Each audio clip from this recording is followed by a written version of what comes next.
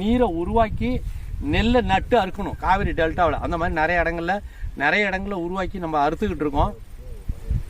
இங்கேயும் நெல்லை விதைச்சோம். எடுத்த எடுப்பில் தண்ணீரெல்லாம் உருவாகல, போர் தண்ணியெல்லாம் பாய்ச்சல, நெல்லை விதைச்சிட்டோம். இப்படி தாங்க ஆரம்ப காலத்தில் பார்த்தீங்கன்னா வெறும் களையாக இருக்குது. இங்கெல்லாம் நெல்லையே காணும். இதோ கொஞ்சம் நெல் செடி இருக்குது, விதைச்சிருக்கு. அடுத்தது மழையில தான் கிளம்பியிருக்கு. மழையை தவிர வேற இந்த நெல்லுக்கு இல்லை, வழி கிடையாது. ஒரு வேளை விளையலாம், விளையாமல் இருக்கலாம்.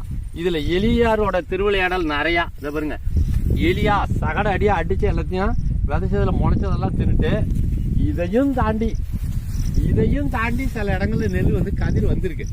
மாசில் போடுங்க. நஞ்சை நிலத்துல இந்த செடியெல்லாம் கிளம்பாது தண்ணி நின்னா. புஞ்சை நிலமா இருந்ததா, புஞ்சை நிலத்துல தான் வச்சோமா, புஞ்சை நிலத்துல கிளம்புற செடிகள் எல்லாம் கிளம்பிருக்கு. ஆனா பாருங்க, வரப்ப உயர்த்தி நெல்லுக்குரிய சூழலை கொண்டு வந்துட்டோம். ஆனா பூமியில ஈரம் இல்லை.